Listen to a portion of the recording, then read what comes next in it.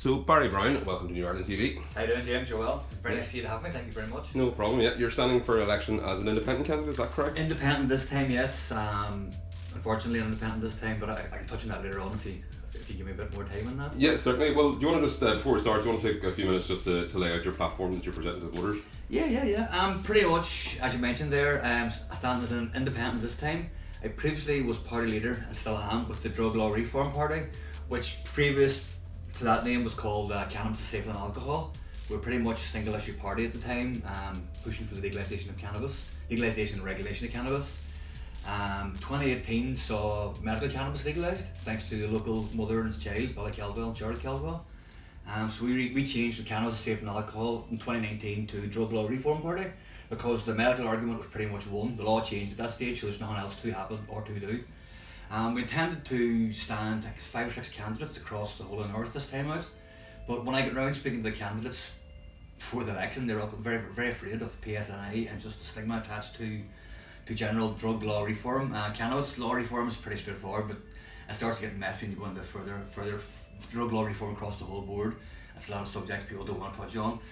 So my main tenet of what I'm standing for this time, as the guess, is legalise cannabis. And I'm also pushing for full drug law reform across the board as well. The current situation we have is absolutely pointless. Northern Ireland's seen its highest amount of deaths there. I think it was 2019. Last year was records. There's double the amount of seizures there was a few years ago. The level of drug use isn't impacted in any way, shape or form by busts. Busts are just window dressing. They don't actually solve anything at all. It's more of a peace of mind for the policeman or for the community to think that something's being done. But it's just window dressing. It doesn't do anything. So my main shtick, I suppose you'd call it, is drug law reform. Obviously legalisation of cannabis, but it sort of bundles in with overall drug law reform. Legalisation of cannabis doesn't get that much of a push from me because those who consume cannabis recreationally don't have a problem getting it.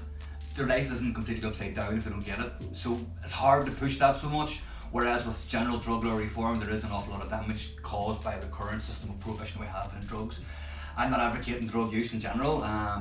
People are going to do drugs. If just say no worked, there'd be no car accidents, there'd be no alcohol problems, there'd be nobody smoking. So that angle doesn't really work. Northern Ireland's a strange place. We don't have powers for drug law reform. As you're probably aware, it's a reserved matter. Westminster still has that. But we do have to deal with the fallout from the current drug laws. We have to deal with the health, the policing of it, the prison system of it. So we've got controls on the side effects of the drug laws, but we don't have any control over the actual drug laws themselves. The Scottish National Party in Westminster called for drug law powers to be devolved to the 3 regions, and I fully support that comment. Scotland said the same. They have the responsibility for everything else, and they pointed out to the Tories at the time, we know England's scared to do this because the press will rip them apart, but let Scotland be an experiment for it. Speaking of press ripping it apart, it's weird to mention the Billy Caldwell case. Medical cannabis came in 2018. There was no new information, there was no new science, nothing came in. It was one mother who was prepared to break the law to pretty much smuggle cannabis for her son from another country, and the Tories were embarrassed into changing the law. It's the same with general drug law reform. There's no real reason to have it the way it is, only it's bad PR and press for the political parties to feel they can't sell it. So the one thing we're doing, we found in 2015 when we first stood for cannabis legalisation, the other parties have come on board a lot more now. I'm sure if you're doing other chats, if you mention the cannabis legalisation to them, they're a lot more soft on it now. Beforehand, the other politicians would say, personally, I fully support it, but we can't sort of push it past party policy. So what we're doing gives them an opportunity to breach it with their own parties and their own members as well. And the essence of politics is votes. If we could show there's an electorate who support what I'm standing for, the other parties hopefully feed into that. Obviously I'm trying to get elected. Who isn't trying to get elected? I'm also a realist. I realise that unless there's a massive seismic shift between the roughly 50% of people in the West Tyrone who vote Sinn Féin, and then there's Unionists and Alliance, there's not going to be a massive shift towards me. Maybe a bit of a shift towards Alliance. But all I can do is offer my voice as an independent. At the current system in Stormont, has in place nearly 20 odd years. I've been involved in politics around about half that up in Stormont from about 2010. I had such great hopes. I think I was like 18 and 20 at the time of ceasefires and the Good Friday Agreement. And I had this great idea of we're coming together here, we're doing it. things going along. I remember going to university and watching all the debates and going, I'd love to get a slice of that, I'd love to get in there and really, really make a difference. And then you watch I'm going to curse, the shit show it turned into. It really is an absolute disgrace. If it was a business, it would be shut down. If it was any sort of private enterprise, it would be shut down. People would be getting sacked left, right and centre. But the current system we have, the likes of me as an independent voice, I would be bound by party doctrine, as it were. I can change my point of view, giving you information. Other parties can't do that. They make a policy and pretty much stick with it, hell or high water, no matter what evidence there is to the contrary. Don't mean to attack the Greens, but for example, they will always be pro-environmental, no matter if it's massively beneficial to the environment or massively beneficial to the economy or the people living around it. Their go-to is always no if it's against the environment. Whereas I don't have those sort of constraints. And as an independent candidate from Omagh town as well, pretty much through and through Omagh. I don't have any election posters up in Omagh because everyone knows me to see about the town anyway. I don't have to get my face out there. I drink in the pubs, I shop in the shops, I walk in the streets, I cycle around the town. My second policy is the right to die, support the right to die. I generally picked that up because the last 7 years through working in the illegal medical cannabis field, for want of a better word, I've met so many people in palliative care and the doctors can do very little for them. And they generally come to the likes of me or other cannabis activists, and they're generally pretty much asking for medical cannabis to improve the quality of life with the family they have and the short remaining time they have.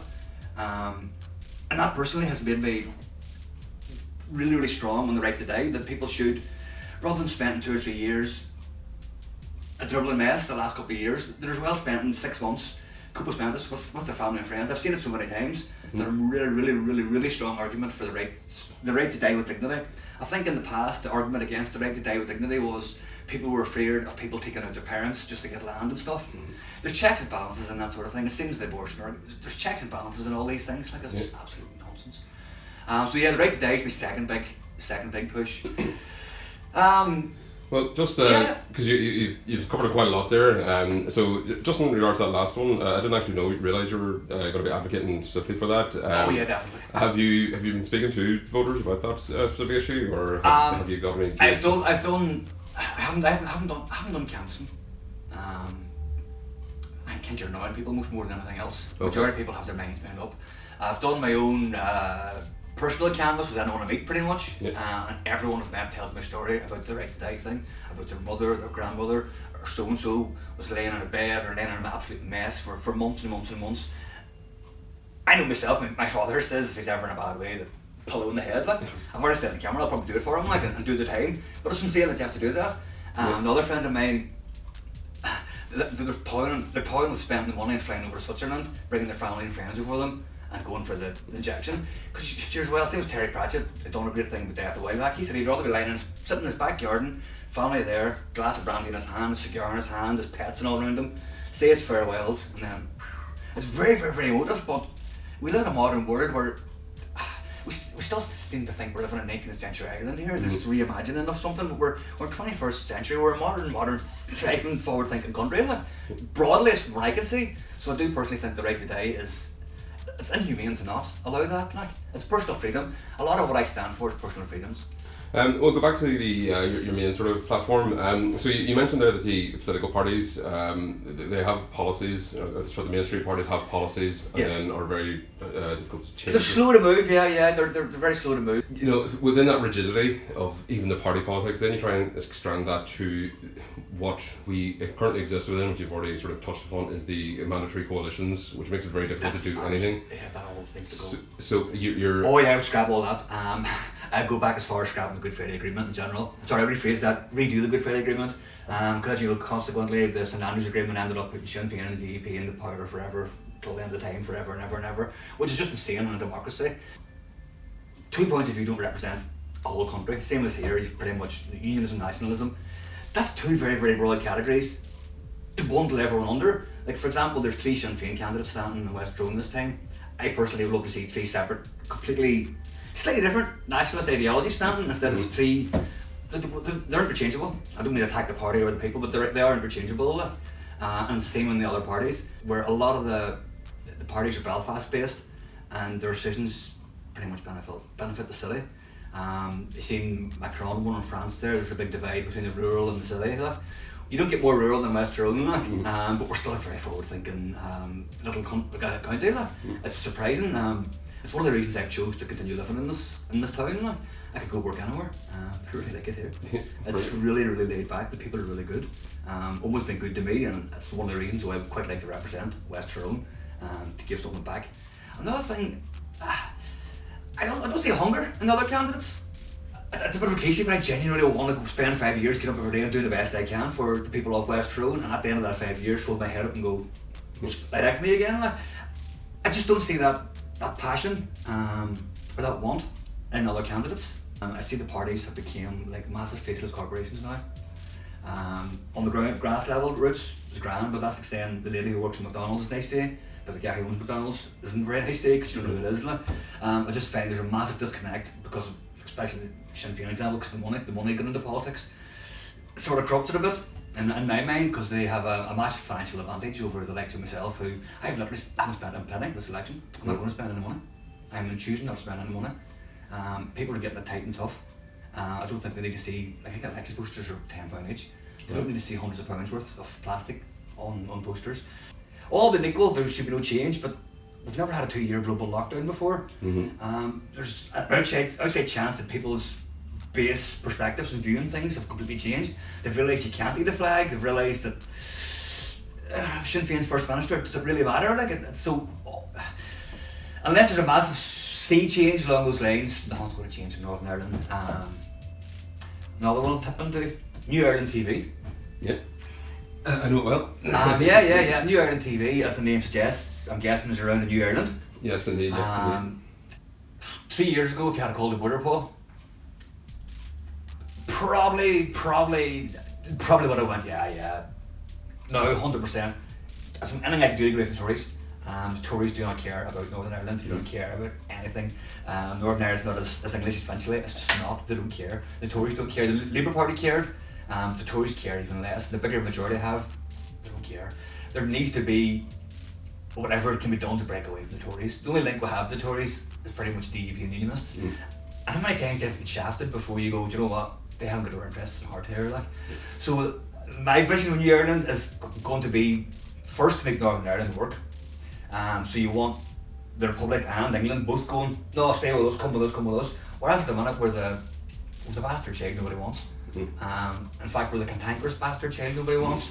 And we seem to play up to try play each parent off against each other rather than being the dream child, which is what I want to see from Northern Ireland, and then extending into Ireland. The days of colony are done, like all over the world. This has been happening. It's a win. So yeah, New Ireland. We need to make Northern Ireland work first, from my point of view.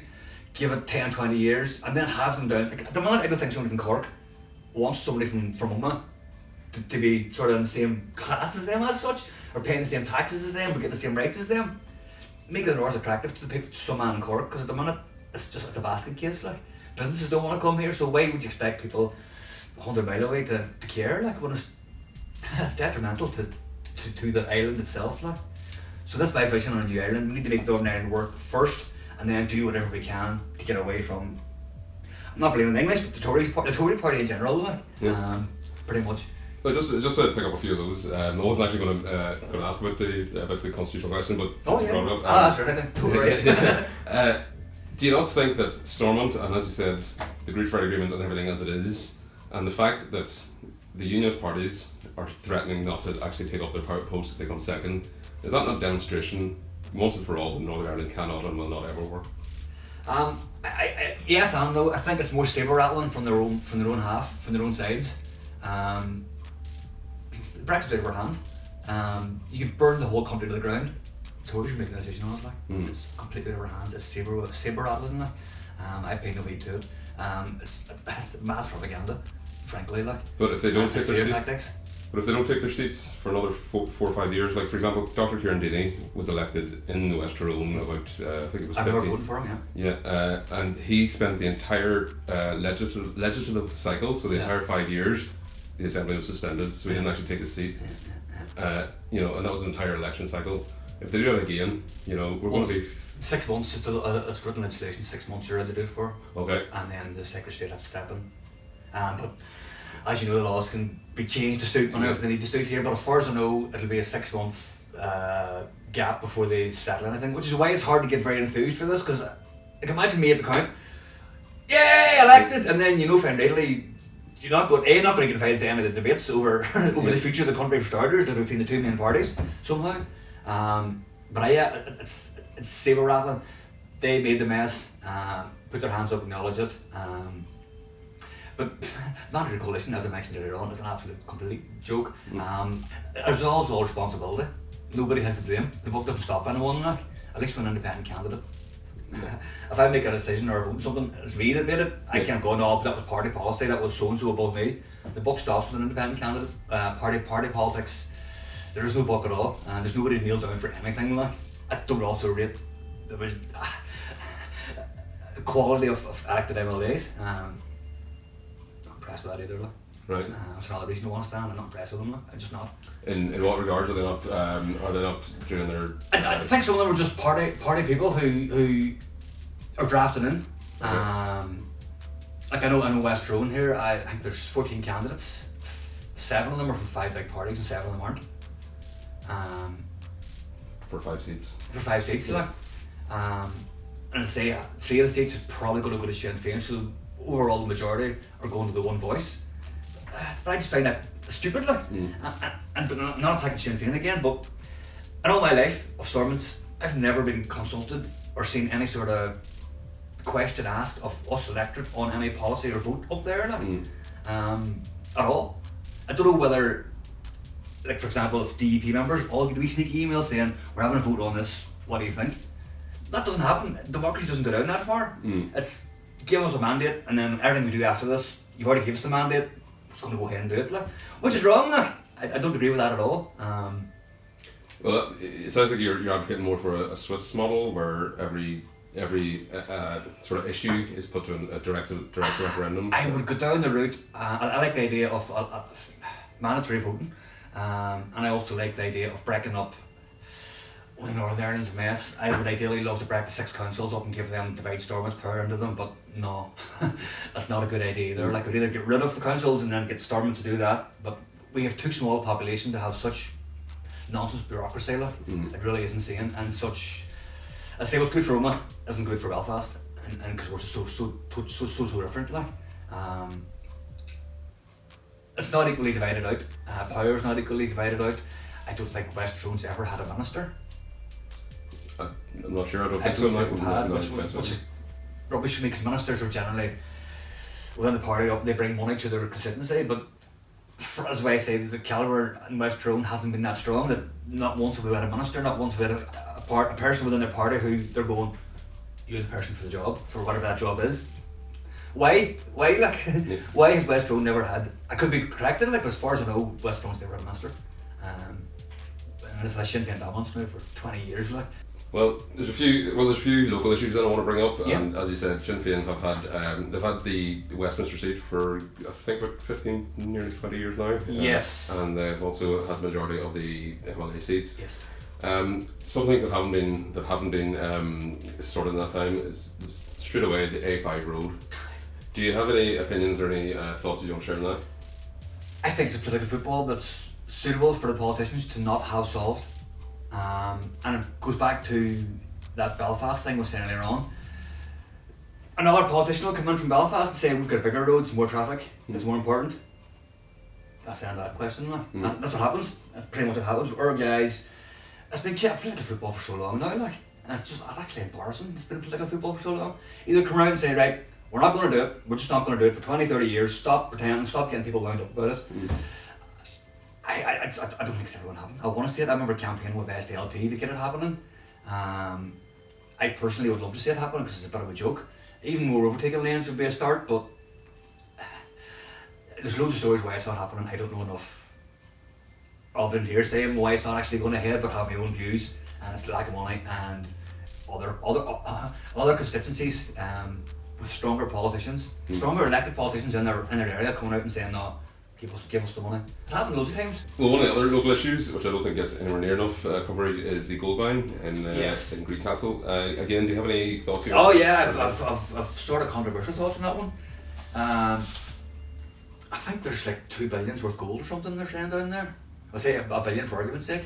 I'm of the impression that if there's a billion down there, they're going to spend 999 million to get it out. And should they have to build a steel corridor from Greencastle Mine the whole way to Canada, as long as they're making profit at the end of it, they're going to do it. So in my mind, unless there's direct action, which I can't really advocate either, but unless there's actually direct action to get them out, they're going to go ahead anyway. Because they're just, the level of money is just insane. When I was in school, they're talking about it. In the 70s, they were talking about it. It's going to happen, unfortunately. I'm against it because of the possible repercussions. But for me personally, I would be more focused on, right, it's going ahead. What can we do to put so stringent safety procedures on this? I would make sure that every single possible manoeuvre had somebody doing oversight on it. As I said, it's going to go ahead. I'm a realist. There's too much money down there. I also would love to, I've said this to a lot of friends, it's going to come out. There's no reason why, for example, Northern Ireland PLC couldn't start doing geology courses from primary school, get a 50-year plan in place and build up an NI base for the Commonwealth of Northern Ireland to extract that to the benefit of us, same way Saudi Arabia for the oil and stuff. I have a big problem with foreign company coming in and pretty much raping the land. It's the old story here. It's going to happen anyway, so why not steer it to benefit us the best we can, and as it's going ahead now, make sure that, for example, the Green Party are standing beside any man with a spade, making sure every single aspect of that is way beyond any safety measurements that they're legally allowed to do, because it's going to happen. So let's make sure it happens as good as it can. I'm dead against it from wrecking the environment and all, but I'm realist, it is going to happen. Like, it's going to happen. You're actually the first candidate I spoke to that that has actually advocated if it was to happen. It is going to happen. It's apart from, sorry to interrupt you, but apart from direct action, which is physically going out and tying yourself to the dozers, when people are talking billions of pounds, you can protest all you want. It's going to happen. Like, should they have to airlift it out of there and take it away? They'll do it. Like. But yeah, that's quite a controversial point of view, because they want to buy. People don't want to offend those who are dead against the gold mining. I'm not pro gold mining. If you look at the 1850s map of West Tyrone here, you can't throw a stone without the quarry or a wee water spring. Like, so quarry has been going on. I'm no way pro quarry or pro mining, but I'm a realist. It probably is going to happen. Just make sure they're the most stringent safety procedures up there you can do. Make them put this crazy amount of money in a pot in case there's any damage. All these sort of things, rather than no. We've spent enough in this country with no. Still not a massive supporter of gold mines or the possible damage, but if that is going to go ahead, let's be sure it's the best, safest gold mine that it possibly can be. The less chance of wrecking the whole countryside. Well, I just want to pick up on that. You're advocating for the safety of it. You haven't actually mentioned, for example, you did mention this. You sort of brought the idea of a sovereign wealth fund. Something, something like that. But the benefits, the financial benefits of this gold mine, as you say, there might be £1 billion of gold. Yes. It seems to be just going straight over our heads into it doesn't seem to be. I have my own theory. This is just complete because of a new Ireland coming. At the minute, 5% of the ground resources go to the Queen's estate pretty much. So in my mind, that's why there's an awful lot of prospecting licenses were issued, because I thought we need to get this money out now before we lose, because in a new Ireland and the resources of the island will have to be recalculated where they are, who owns them as such. So there's an element in my mind, of my conspiratory mind, that an awful lot of this prospecting is to get the gold out now while it's still 5% going to the exchequer. Another thing about the drug law reform thing, when you mentioned money going out, I have a big issue with like the structure of the cannabis market. I would do it in such a way that rather than all tax go to London, set up things and the money stays here. Yeah. Talk about spending money here, but the taxes go to England for it, and then go back through the border consequences, blah blah blah blah. But for example, in the cannabis market, we could set up a Cannabis Regulation Authority that would maintain licences, take taxes, always carry on, separate from London. I can generate an awful lot of cash. A lot of what you've touched on, you haven't actually specifically said it, so I don't know if you necessarily realise, but a lot of what you're touching on is land ownership. So the growth and the farming of cannabis would be a land issue. Gold mines a land issue. Yeah. The A5 road, I'm going to suggest a lot of it is to do with private land ownership. And apparently, yes. Yeah. A lot of the land in Omagh, in the town itself, is a lot of dereliction. Yes. Do you have any suggestion of what what you could do as an MLA if you did get elected? Oh, yeah. What you could do to maybe prevent or to maybe refocus that? Well, I know there's rates bills getting issued now. I'm a small business owner. We're in my small business. I'm going to get a rates bill. There's loads of businesses that are empty. That aren't getting rates bills. And there's a lot of absentee landlords, which has been the bane of Ireland for just absolutely so long now. It's interesting, the whole absentee landlord concept, like, if you do your history, sort of know it all. Like. But yeah, as an MLA, the town centre, for example, Omagh, is dead. I use Omagh as an example because I live here, I know it. It's dead. The internet pretty much killed it. Out of town shopping centres pretty much killed it.